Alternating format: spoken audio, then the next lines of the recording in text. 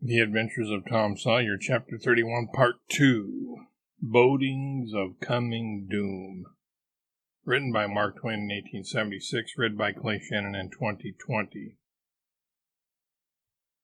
Becky gave loose to tears and wailings. Tom did what he could to comfort her, but with little effect. At length, Becky said, "Tom." "Well, Becky?" "They'll miss us and hunt for us." "Yes, they will. Certainly they will." "Maybe they're hunting for us now, Tom." "Why, I reckon maybe they are. I hope they are." "When would they miss us, Tom?" "When they get back to the boat, I reckon." "Tom, it might be dark then. Would they notice we hadn't come?" "I don't know. But anyway, your mother would miss you as soon as they got home." A frightened look in Becky's face brought Tom to his senses, and he saw that he had made a blunder. Becky was not to have gone home that night. The children became silent and thoughtful. In a moment, a new burst of grief from Becky showed Tom that the thing in his mind had struck hers also, that the Sabbath morning might be half spent before Mrs. Thatcher discovered that Becky was not at Mrs. Harper's. The children fastened their eyes upon their bit of candle and watched it melt slowly and pitilessly away, saw the half-inch of wick stand alone at last, saw the feeble flame rise and fall, climb the thin column of smoke, linger at its top a moment, and then the horror of utter darkness reigned. How long afterward it was that Becky came to a slow consciousness that she was crying in Tom's arms, neither could tell.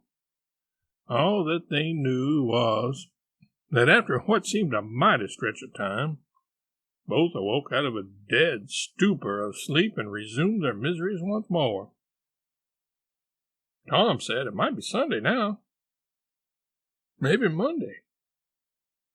He tried to get Becky to talk, but her sorrows were too oppressive. All her hopes were gone. Tom said that they must have been missed long ago, and no doubt the search was going on. He would shout, and maybe someone would come.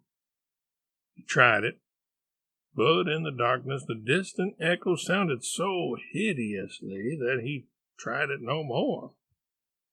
The hours wasted away, and hunger came to torment the captives again.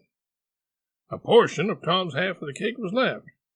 They divided and ate it, but they seemed hungrier than before.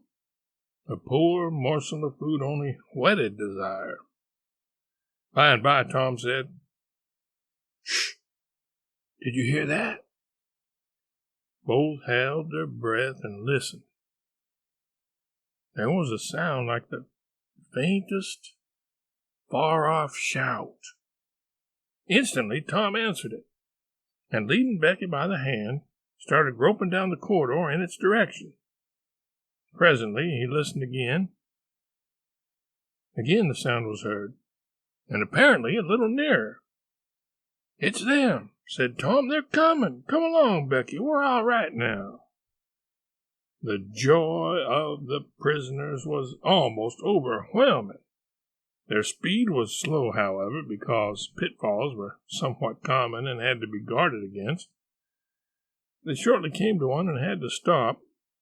It might be 3 feet deep. It might be 100. There was no passing it at any rate. Tom got down on his breast and reached as far down as he could. No bottom. They must stay there and wait until the searchers came. They listened. Evidently, the distant shoutings were growing more distant. A moment or two more, and they had gone altogether. The heart-sinking misery of it. Tom whooped until he was hoarse, but it was of no use. He talked hopefully to Becky, but an age of anxious waiting passed, and no sounds came again. The children groped their way back to the spring. The very time dragged on. They slept again and awoke famished and woe-stricken.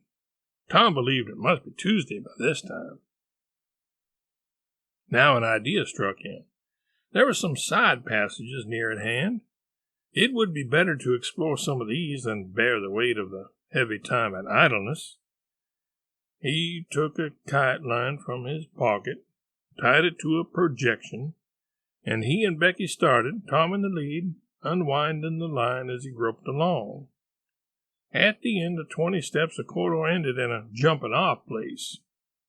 Tom got down on his knees and felt below, and then as far around the corner as he could reach with his hands conveniently.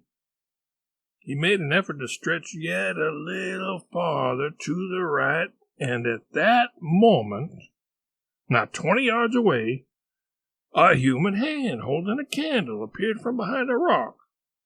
Tom lifted up a glorious shout, and instantly that hand was followed by the body it belonged to. Injun Joe's.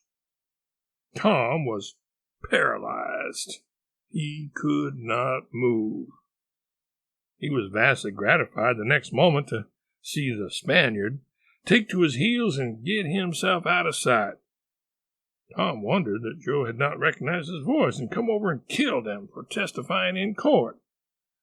But the echoes must have disguised the voice. Without doubt that was it, he reasoned. Tom's fright weakened every muscle in his body.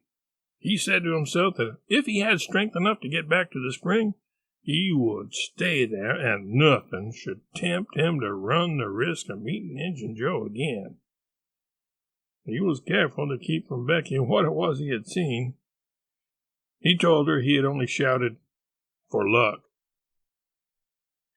But hunger and wretchedness rise superior to fears in the long run.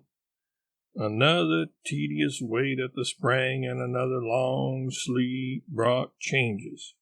The children awoke tortured with a raging hunger. Tom believed that it must be Wednesday or Thursday, or even Friday or Saturday now, and that the search had been given over. He proposed to explore another passage. He felt willing to risk Injun Joe and all other terrors. But Becky was very weak. She had sunk into a dreary apathy, and would not be roused. She said she would wait now where she was and die. It would not be long. She told Tom to go with the kite line and explore if he chose, but she implored him to come back every little while and speak to her, and she made him promise that when the awful time came, he would stay by her and hold her hand until all was over. Tom kissed her with a choking sensation in his throat and made a show of being confident of finding the searchers or an escape from the cave. Then he took the kite line in his hand and went groping down one of the passages on his hands and knees, distressed with hunger and sick with bodings of coming doom.